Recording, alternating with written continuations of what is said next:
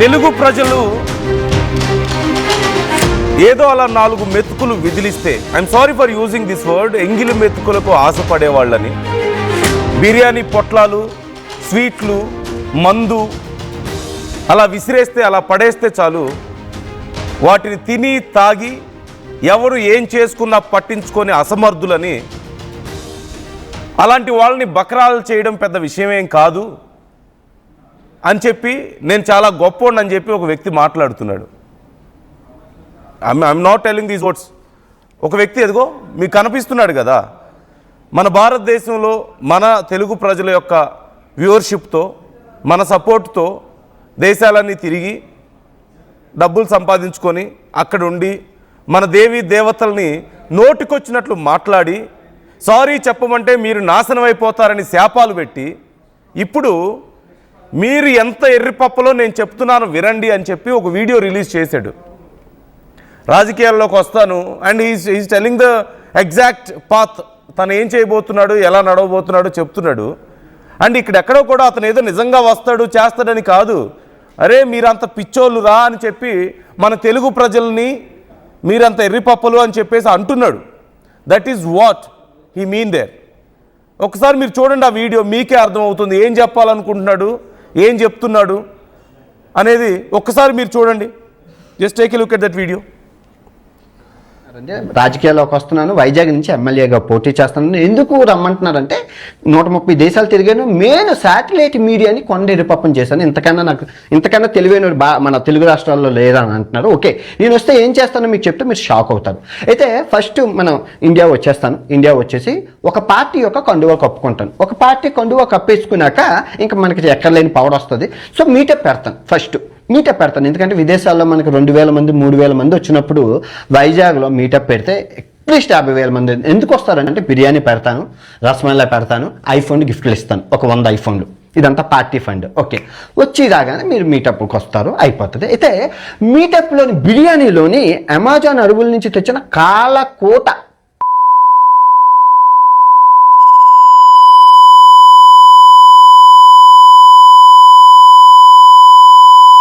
So ఇక్కడ రాజకీయం start అవుతుంది. అయితే ఇప్పుడు ఇదంతా ప్రతిపక్షం చేసిందని వాళ్ళ మీద నిందేసేసి అక్కడి నుంచి ప్రచారం చేసుకొని సింపతి రాజకీయం చేసి ఎమ్మెల్యే అయిపోతాను. ఎమ్మెల్యే అయిపోయినంటే మీకు ఎక్కడా లేని ప్రాబ్లంలు క్రియేట్ చేస్తాను. ఎందుకు క్రియేట్ చేస్తానంటే అదే నా వృత్తి. అంటే మీకు ప్రాబ్లంలు సమస్యలు పరిష్కరించడానికి రాలేదు, సమస్యలు సృష్టించడానికి వచ్చాను. 100లాది సమస్యలు క్రియేట్ చేస్తాను. మంచి లిక్కర్ ఫ్యాక్టరీ ఒకటి పెట్టుకుంటాను, బోల్డ్ డబ్బులు వస్తాయి. అక్కడి నుంచి ఆదాయం, ఇక్కడ సమస్యలు సృష్టించడం, అక్కడి నుంచి ఆదాయం, సమస్యలు సృష్టించడం. అయితే మళ్ళీ ఎలక్షన్స్ వచ్చే ముందు ఈ సమస్యలన్నీ సృష్టించింది నేనే కాబట్టి ఈ సమస్యలన్నీ సాల్వ్ చేసేసి నేను నెక్స్ట్ ఇయర్ మళ్ళీ ఎమ్మెల్యే అయిపోతాను. ఎమ్మెల్యే అయిపోయి డిప్యూటీ సీఎంకి రేస్ కోసం యాడ్ చేస్తాను. అయితే మా అమ్మకి ఇక్కడ గులాబ్ జామ్ అంటే ఇష్టం. మళ్ళీ గులాబ్ జామున్లోని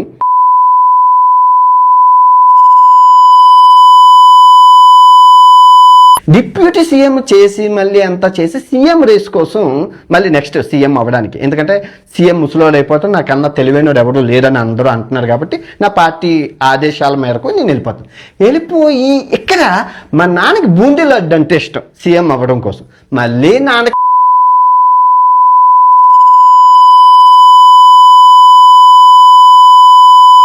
అంతే. ఎందుకంటే పవర్ఫుల్ నా దగ్గర ఉంది, ఓటు నోట్లు అన్ని మార్చేసి మ్యాజిక్ చేసేసి వచ్చేసాను. అయితే ఇంత తెలివి నీకు ఇంత నాలెడ్జ్ ఎక్కడి నుంచి వచ్చింది అనే విషయం అంటే చాణుక్యుడి నీతులు అని ఉంటాయి, చాణుక్య నీతులు అని, తర్వాత కౌటిల్యుని అర్థశాస్త్రం, ఈ 2 బుక్లు బాగా చదివాను. సో అందులో నేర్చుకున్నాను. ఇప్పుడు చెప్పినవన్నీ అందులో ఉంటాయి. రాజకీయం అంటే ఇది.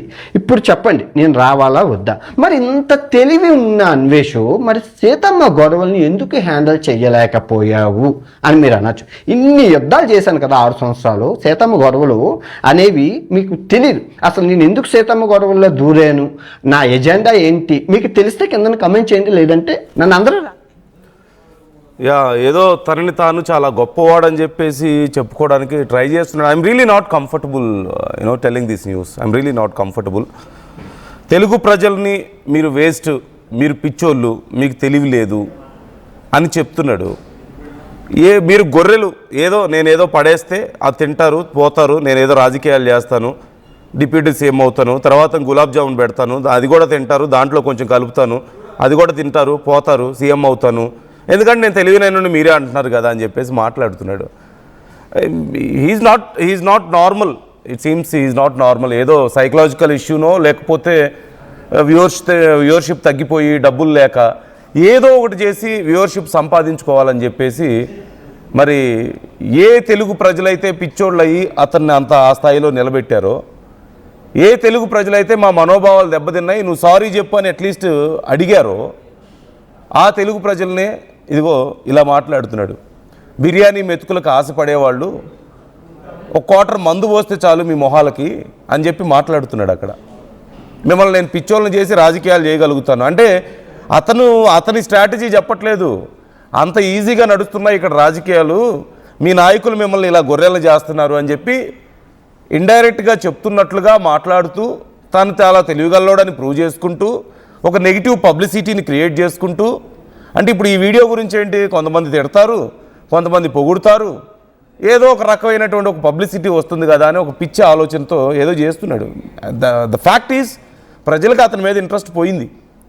In fact I'm least bothered to talk about this. In fact ఇప్పుడు ఇలా మాట్లాడడానికైనా సరే నాకు కూడా అంత ఇంట్రెస్ట్ లేదు. ఇన్ఫ్యాక్ట్ మీకు అంత అవసరం లేదేమో. కాకపోతే ఇలాంటి పిచ్చోళ్ళు కూడా ఉన్నారు. కొంతమంది పాపం తెలిసి తెలియని వాళ్ళు ఎమోషనల్ అవుతుంటారు కదా పిచ్చోళ్ళు మాట్లాడే మాటలకి కూడా. సో వాళ్ళ కోసం ఈ వీడియో చేస్తున్నా. ఈ మాత్రం వార్త అయినా సరే ఆర్టీవీ చూపించడానికి ప్రయత్నాలు చేస్తున్నా. అంతకుమించి వేరే ఉద్దేశం ఏం లేదు. స్ట్రైట్గా మాట్లాడుకుంటే అతనికి నిజంగా అంత ధైర్యం ఉండి అంత తెలివి కల్లోడైతే ఫస్ట్ ఆఫ్ ఆల్ అలా మాట్లాడు. ఒకవేళ నిజంగా అంతకు తెగించి ఇక్కడికి వస్తే ఏం జరుగుతుందో అతనికి తెలుసు. ఏం లేదు, జస్ట్ నెగిటివ్ పబ్లిసిటీ.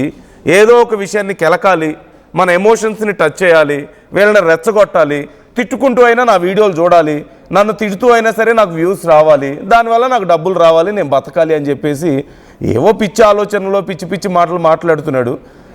ఒకప్పుడు ఇంటెలిజెంట్ అని చెప్పి ఎవరైతే అనుకున్నారో ఇప్పుడు వాళ్ళే అనుకుంటున్నారు ఇతనికి ఏదో పిచ్చి పట్టిందేమో అని చెప్పేసి. అంతకుమించి పెద్దగా మనం ప్రయారిటీ ఇవ్వాల్సిన అవసరం కానీ అంతకుమించి మాట్లాడుకోవడానికి కానీ ఇతని దగ్గర ఏం లేదు నిజం చెప్పాలంటే. సో మీకేమైనా ఒపీనియన్స్ ఉన్నాయా? Mostly I suggest you not to focus on him, not to care on him. ఖచ్చితంగా అసలు అవసరం లేదు, మనకి చాలా ఇంపార్టెంట్ పనులు ఉన్నాయి. He is nothing for us. ఖచ్చితంగా చెన్నకేశవులు కామెంట్ చేస్తున్నారు వేస్ట్ టాపిక్ అని. Of course this is the waste topic. I'm telling you, ఇతని గురించి మాట్లాడడం అనేది టైం వేస్ట్, టాపిక్ వేస్ట్ ఖచ్చితంగా. కాకపోతే ఏంటంటే కొంతమంది పాపం ఎమోషనల్ అవుతున్నారు కాబట్టి, కొంతమంది బాధపడుతున్నారు కాబట్టి పిచ్చోళ్ళు మాట్లాడినటువంటి మాటలను పట్టించుకోవద్దని చెప్పడం ఆర్టీవీ ఉద్దేశం. అందుకని అది మేము ఇక్కడ ప్లే చేసే ప్రయత్నం చేస్తున్నాం. శిల్ప జాయిన్ అవుతున్నారు. శిల్ప, డూ యూ అగ్రీ? మీరు కూడా అది చెప్పడానికే వచ్చారు కదా లైవ్లోకి.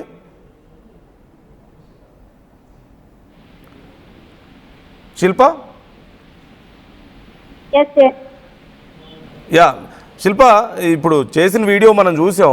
కాకపోతే ఇక్కడెక్కడా కూడా అతని గురించి మాట్లాడి మనం టైం వేస్ట్ చేసుకోవడమో లేదంటే ప్రజలకు టైం వేస్ట్ చేయడం ఉద్దేశం కాదు.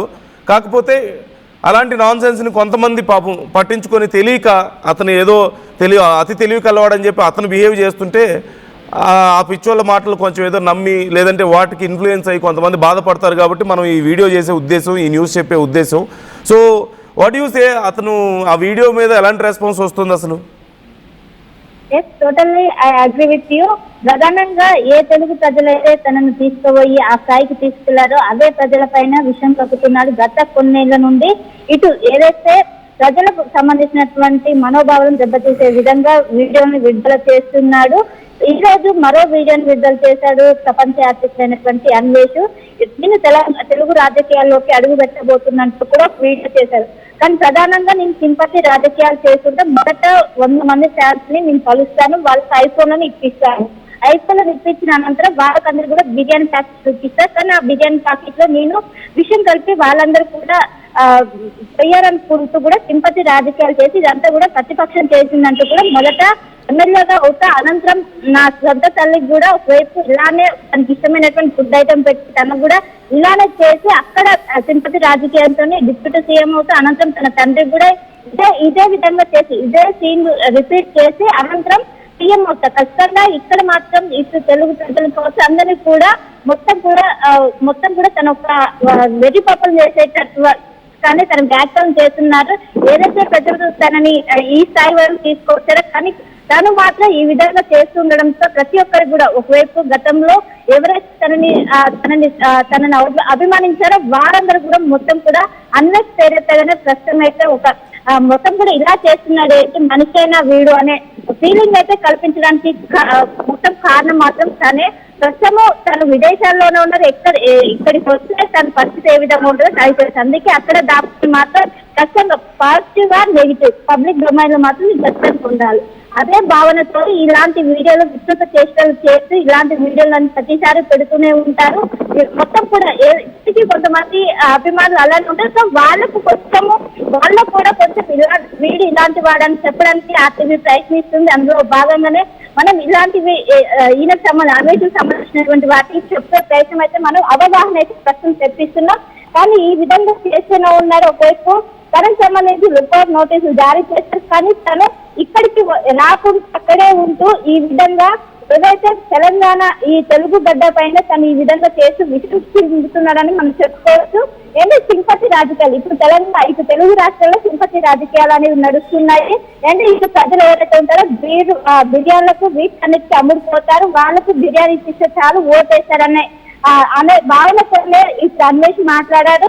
దీనిపైన గత కొన్నేళ్ల నుండి కూడా ఒకవైపు ఈ విధంగా నెగిటివ్ మాట్లాడడం వల్ల తనకు ఒక యూత్ కావచ్చు వ్యూవర్షిప్ కోసమే ఇలాంటి కంటెంట్ చేస్తున్నారు. మరోసారి చేయడం ఖచ్చితంగా ఇది తెలుగు ప్రజలపైనే తను ఒక టార్గెట్ చేస్తున్నారు. ఎవరైతే తనని ఈ స్థాయికి తీసుకెళ్లారో వాళ్ళని కించపరిచే విధంగా ఈ విధంగా చేయడం ప్రతి ఒక్క దగ్గర నుంచి అభిమానుల నుంచి మొదలుకొని ప్రతి ఒక్కరు కూడా అన్వేషణ పైన చాలా వరకు కూడా అసహనం వ్యక్తం చేస్తున్నారు. ఈ బిహేవియర్ ఏంటి తొందరగా పోలీసులు తన నలుపులోకి తీసుకోవాలంటూ కూడా ప్రతి ఒక్కరైతే ఆలోచిస్తున్నారు.